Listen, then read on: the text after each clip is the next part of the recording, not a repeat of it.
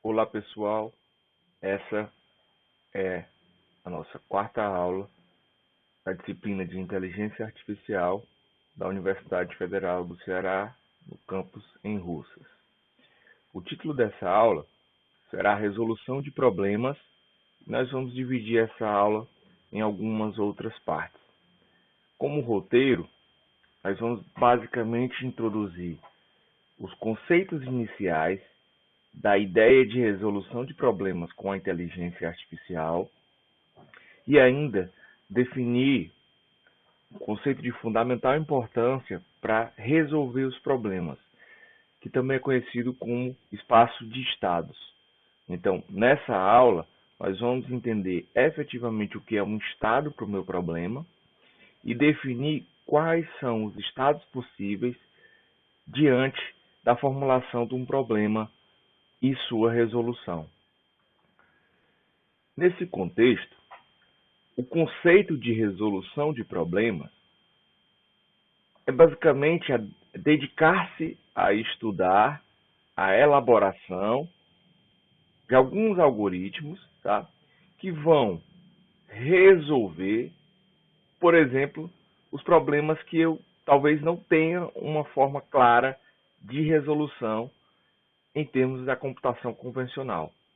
Então, nesse ponto, a gente precisa modelar o nosso problema e identificar soluções algorítmicas que nos permitam encontrar soluções factíveis para esses problemas.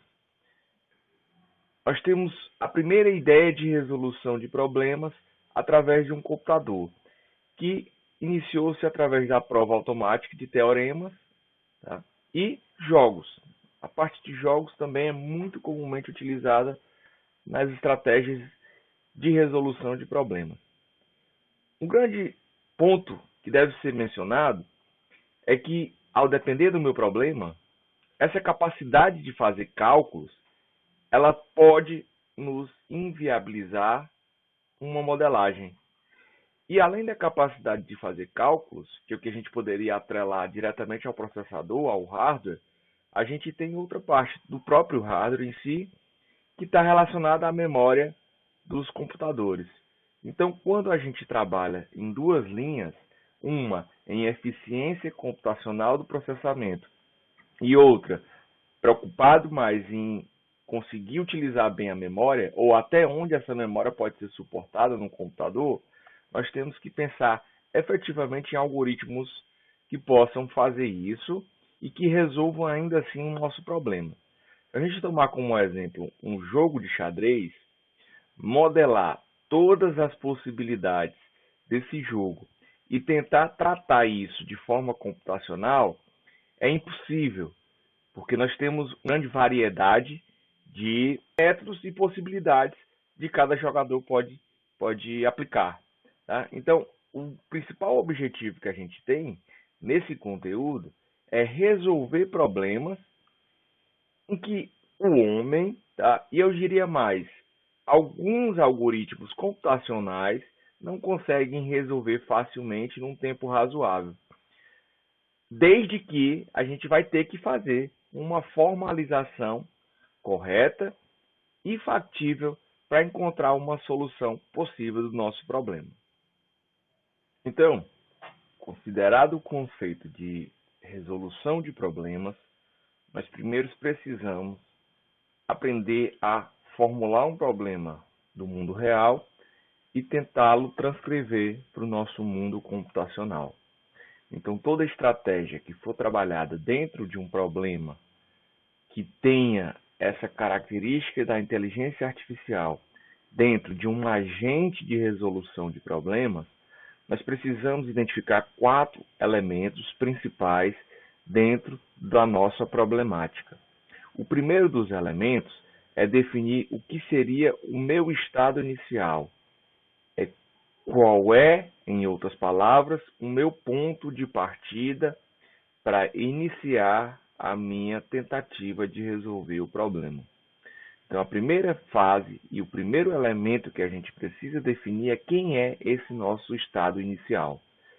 Em segundo ponto, nós precisamos saber o que é que vai acontecer se, ao estar no estado inicial, aplicar uma operação nesse estado inicial, uma mudança nesse estado inicial, para onde eu vou ser levado, para onde o meu problema passa a estar.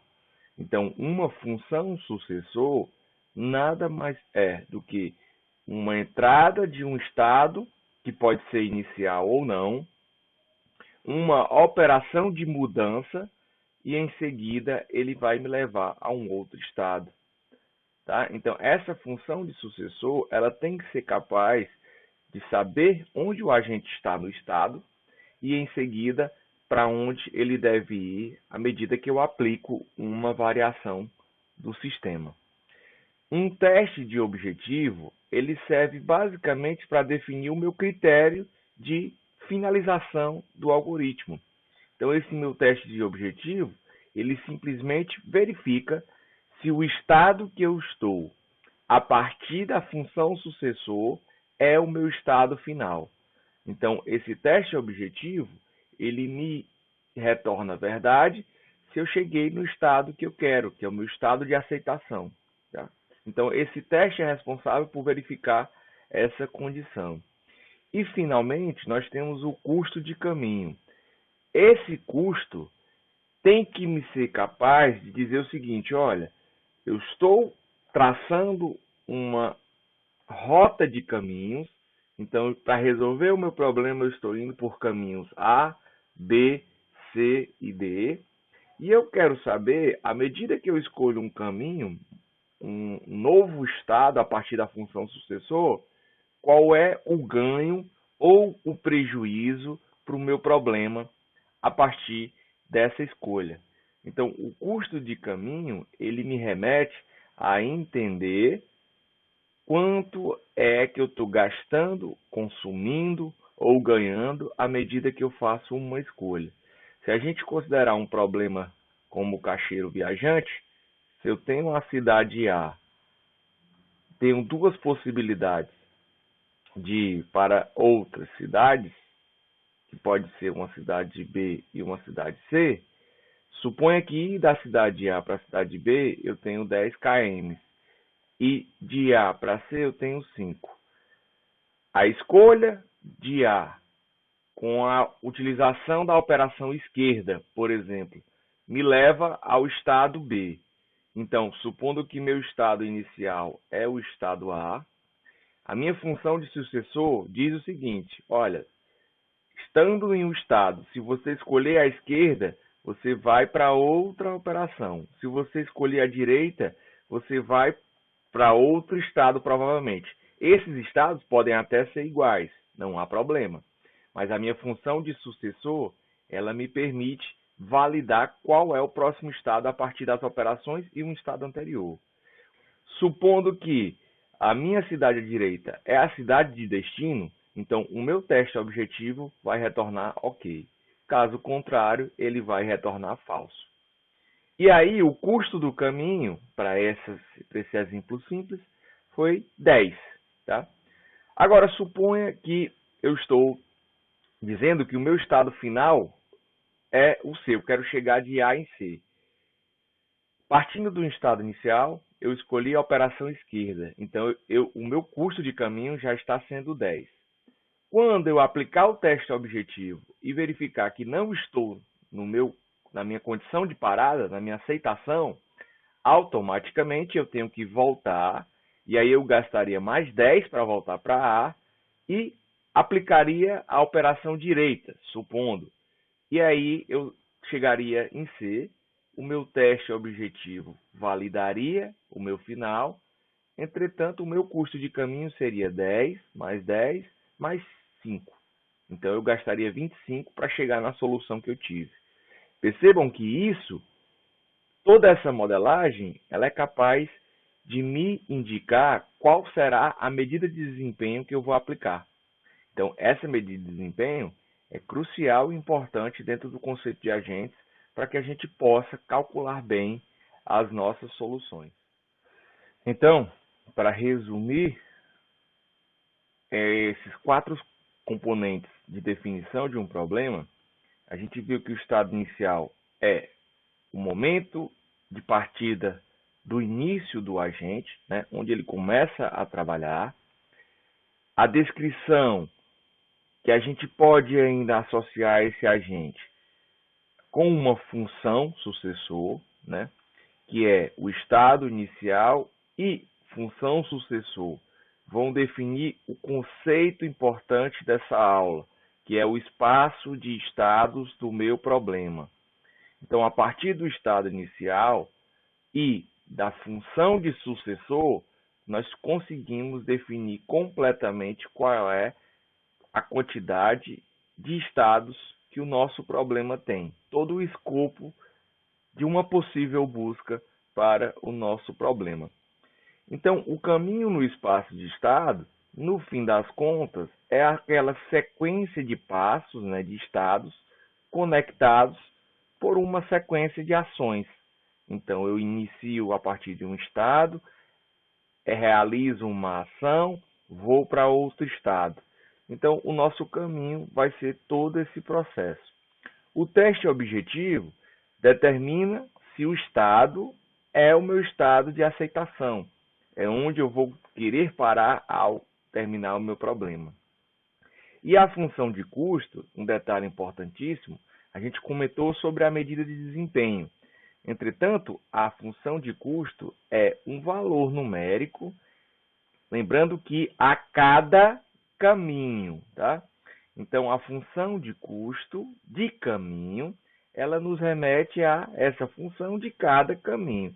O somatório de todas as funções de custos recebidas a partir da sequência no caminho do espaço de estados me dá o valor da minha medida de desempenho para um problema. Para que possamos assimilar melhor os conhecimentos, vamos tomar como exemplo o mundo do aspirador de pó com apenas 2 locais. Tá? Então, eu tenho uma sala A que pode ter sujeira ou não, e o aspirador de pó inicialmente se encontra nessa sala A. E também tem uma sala B, que por enquanto, nesse desenho, apenas tem uma sujeira. Os estados desse problema, eles podem ser mapeados sabendo que o agente está entre uma de 2 posições, né? Ou ele está na sala A ou está na sala B. Cada uma dessas posições pode conter sujeira ou não. Então, quantos estados possíveis nós teremos nesse problema? Nós teremos 2 vezes 2 elevado a 2, que é igual a 8. O estado inicial que vamos começar a computação pode ser qualquer estado designado dentro daquele contexto dos 8 estados do mundo possível. Então, o que vai definir é a minha posição inicial do problema. A nossa função sucessor, ela vai montar os estados válidos, factíveis, que são resultados da tentativa de executar 3 ações. Então, as ações do nosso aspirador são ir para a esquerda, ir para a direita ou aspirar. Se ele estiver na sala A e aplicar a operação esquerda, ele permanece na sala A. Se ele estiver na sala B e aplicar a operação à esquerda, ele também vai para a sala A. Já se ele estiver na sala A e a sala A estiver suja, ao aplicar a ação de aspirar, a sala A passa a ficar limpa e aí eu teria outro estado. Então, esse é o detalhe importante da nossa função sucessor. O estado inicial pode, para esse problema, ser definido por qualquer uma dessas condições. Então, se a gente calcular todas as possibilidades, nós temos 8 estados possíveis dentro do meu mundo do aspirador de pó. Fazendo uma ideia mais gráfica para esse problema, nós teríamos, por exemplo, um estado nessa característica que representaria o aspirador de pó na sala A suja ainda assim com a sala B suja. Ao aplicar a operação de esquerda, ele permaneceria no mesmo formato, porque não fez limpeza e nem se locomoveu para a esquerda, porque não há possibilidade para outra local, outra sala à esquerda. Entretanto, se esse estado, ao aplicar a operação direita, o nosso aspirador de pó já vai demarcar um novo estado, uma nova situação dentro do meu problema. E essa minha nova situação dentro do problema seria o aspirador do lado direito, mas ainda assim com as duas salas sujas. Se eu aplico a direita aqui também, eu permaneço no mesmo estado. Agora, se eu aplico a função de aspirar, estando nesse segundo estado definido, eu vou aspirar a sala B e deixá-la limpa. Agora eu estou diante de outro estado. O aspirador está na sala B, porém ela está limpa, mesmo que a sala A ainda esteja suja. Percebam que tudo isso representa nosso espaço de estados.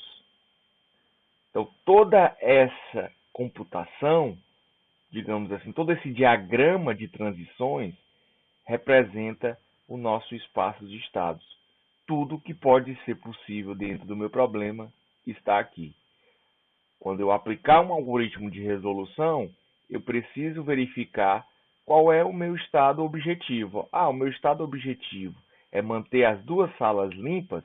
Ok, então isso representaria um conjunto de estados finais que seriam os meus estados objetivos. Entretanto, se é voltar para a posição à esquerda com as salas limpas, apenas essa situação seria validada no meu teste objetivo. Assim, para a gente finalizar essa aula, um resumo dessa formulação do mundo do aspirador de pó me permite entender que o conceito de teste objetivo, ele, nesse problema, pode ser simplesmente verificar se todos os quadrados estão limpos. E a partir disso, eu definiria quais são os estados finais e quais os estados de aceitação, em outras palavras, para a definição da resolução do meu problema. Um detalhe importante que não foi mencionado na figura anterior é a definição do meu custo de caminho. E essa definição do custo de caminho ela está diretamente associada de que forma eu vou tratar a performance do meu aspirador de pó. Então, para um problema mais simples, nós poderíamos definir que cada passo custa uma unidade de medida qualquer. E assim, o custo do caminho é o número de passos do caminho, né? O custo do percurso, né? Custo de percurso. A palavra mais apropriada seria custo de percurso. Custo de percurso. Já que o caminho é simplesmente o passo inicial. Entretanto, esse problema poderia ser modificado na definição a partir, por exemplo, da utilização de uma bateria para esse robô. Então, poderíamos estar preocupados em algum momento em minimizar a utilização dessa bateria para obter o teste objetivo, né, para chegar em um estado de aceitação. Então, esse custo de caminho, para o nosso problema inicial, não há alguma medida exata de acordo com o desempenho que eu esteja querendo tratar dentro do meu aspirador. Nesse caso, nós estamos diante de posições discretas, né? A gente pode contar definitivamente quais são os estados que a gente pode ter dentro do nosso problema, né? E aí tem a sujeira, é também um elemento discreto, limpeza confiável e nunca desorganizada depois de limpo. Então nós estamos dentro de um problema, digamos assim, bem comportado, tá? Que é possível fazer a determinação desses estados. Perceba que esse problema poderia ser alterado em algum momento a sujeira não tem uma periodicidade para ser colocada em outra sala, ou ainda o aspirador pode ter uma falha em algum certo momento na utilização. Então, todas essas condições me permitem transformar a modelagem do meu problema. Tá? Então, nesse caso, o ambiente com N posições será computada a quantidade de estados a partir do N vezes 2 elevado a n estados, tá?